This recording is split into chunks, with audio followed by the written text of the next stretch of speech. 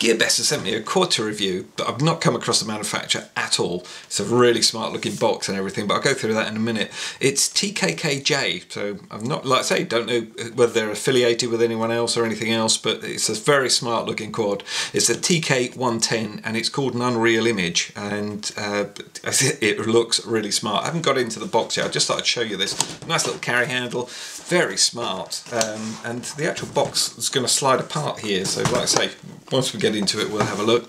On the back it's obviously one of these like a selfie drone, so it's going to fold up, and the weight of the box, it actually feels quite heavy, so I'm hoping this is going to be quite a nice serious bit of kit. Headless mode, 360, all the usual things. Apart from it has a 2 megapixel rather than megapixel camera, so that will be interesting. A Wi-Fi transmission as well, and it's got position, hovering position, but I would imagine that's only going to be an altitude hold, but we will see. Yeah, perhaps it's got full GPS on it. Hey, let's get it out of the box, and like I say, it's quite an unusual setup, and wow, that is smart. That is a really cool looking thing, so hopefully it flies anything like it looks. We're in for a real treat with this one. And just obviously very much a toy grade transmitter, and obviously for the Wi-Fi we've got the apps, the QR codes there for the apps, and that's it really. It's a really nice cleanly presented quad. There we go, that's us all unpacked. There's a couple of warnings that are on this yellow paper, and then obviously there's the instructions as well, basically warning you that when you first fly it, because of the altitude hold and temperature fluctuations, it might take a minute to sort of stabilise. I have had it sort of pulse up and down a bit. I don't take a lot of notice of it, but if you're new to flying you might be a bit shocked that it's falling a bit or rising a bit, so I think that's good. If it goes out of calibration, it tells you how to calibrate it. That's important to know straight away, just in case it's not flying right out of the box. It should do, but these things happen.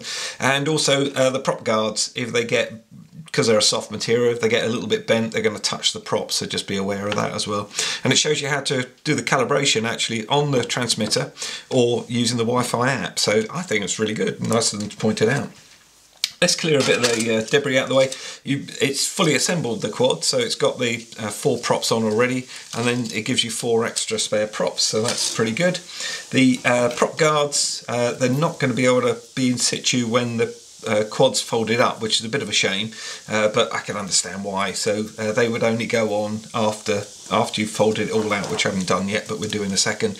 And then you just get some screws as well just to hold them in position. So if you're new to flying, definitely use them, they will save you, definitely. You get a small Phillips screwdriver as per normal, and as far as I can see, the only assembly you have to do if you've got the Wi-Fi one is actually put that onto there, so that's really not that difficult to do.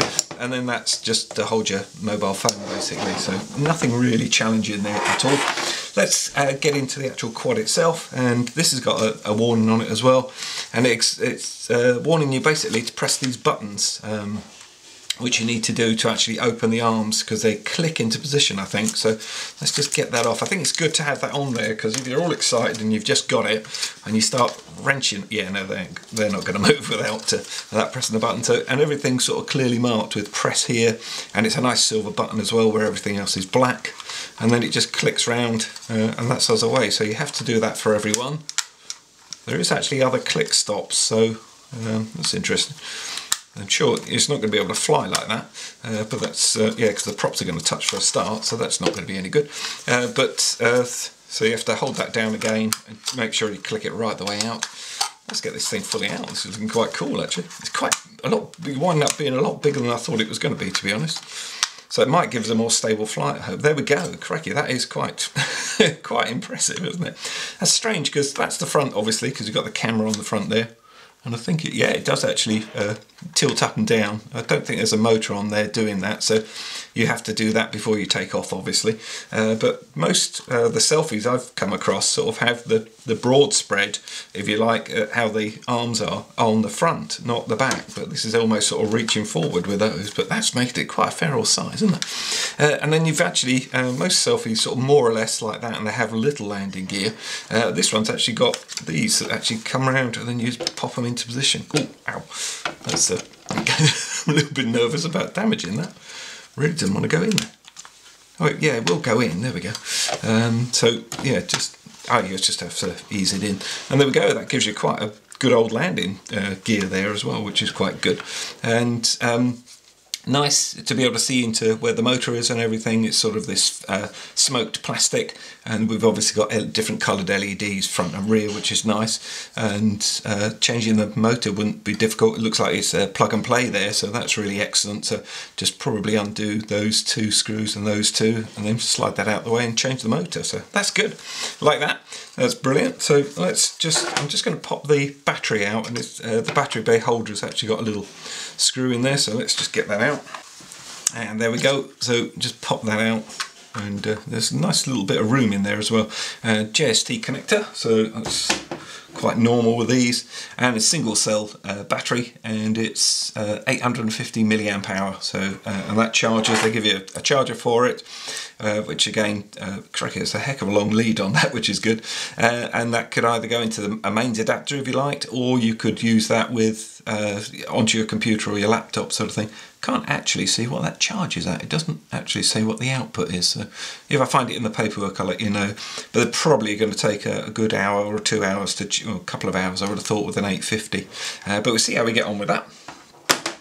And then onto the actual transmitter itself, definitely a toy grade transmitter, but doesn't feel too bad in the hand. Sort of got these bits on the back here. Needs 4 AA batteries in the back there to power it up. So, and I'll go through this a little bit later on. But where mine's the Wi-Fi model, there isn't any way of storing your video or your stills actually on the quad itself, so there's no micro SD card slot there at all.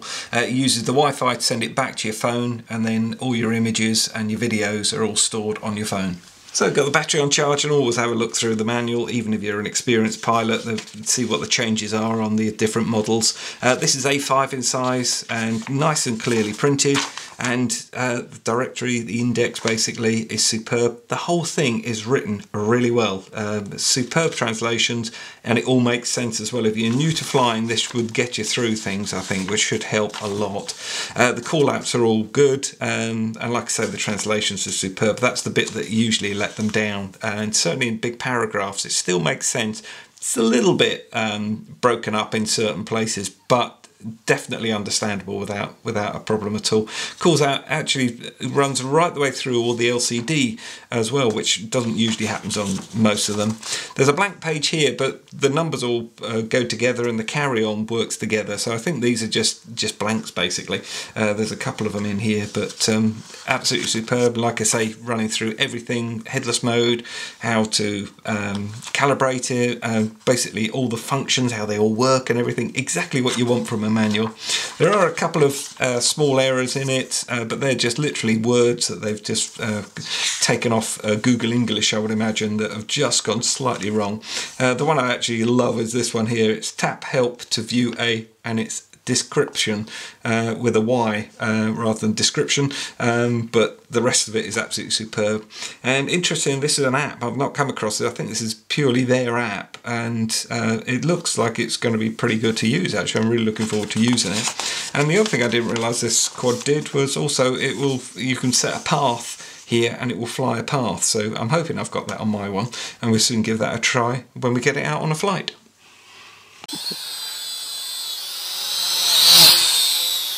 Nice. You can have the app control, so I'm going to go for the app control.